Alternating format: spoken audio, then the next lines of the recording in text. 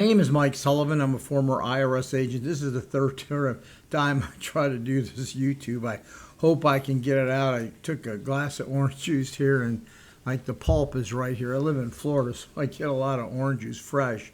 Anyway, I'm going to talk to you today about the CP504. It's a dangerous letter. Anyway, I worked at IRS 10 long years. I'm a national expert in IRS resolution. Go to my website and learn about me. I'm on national TV a lot. I was on about 3 weeks ago.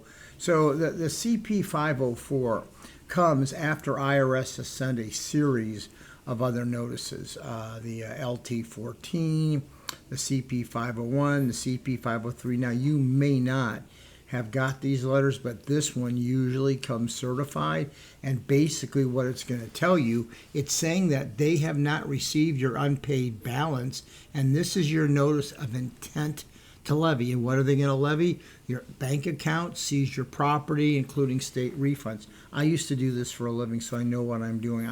I was the IRS. I'm not someone procrastinating and took courses and said this and this. I actually issued thousands of IRS levies. So what I want you to know is this is your formal right that IRS is going to take action.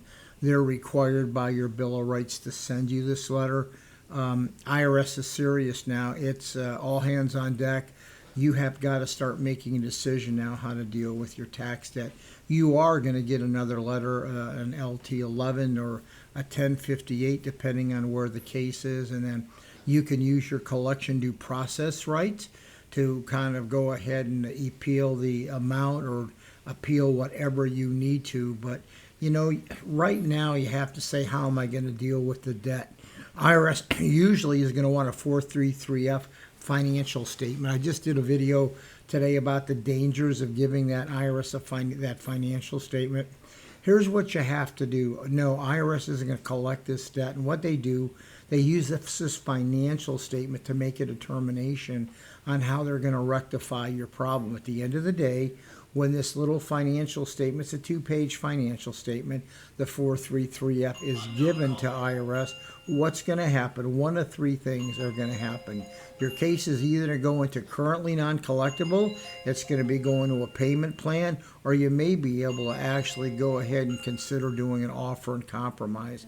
So at this time, you're going to have to make a decision on what you're going to do to remedy your debt.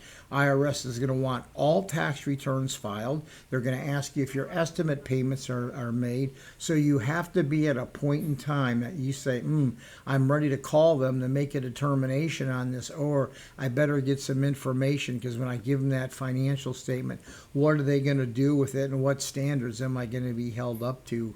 So if you don't owe a lot of money, and you're really having a hard time living, you go ahead and give it to them if you owe only $30,000 or $40,000. But if you owe a lot more money, you should consider really getting a representation. I'm not telling you this just for the sake of call me, but you know, when you get 50, 60,000, IRS is going to take a deeper dive, and their job is to get as much money from you, this as you can monthly, and maybe liquidate some accounts that you have. Anyway, call me if you need me. I'm a former agent. I've worked thousands of cases. Thank you so much.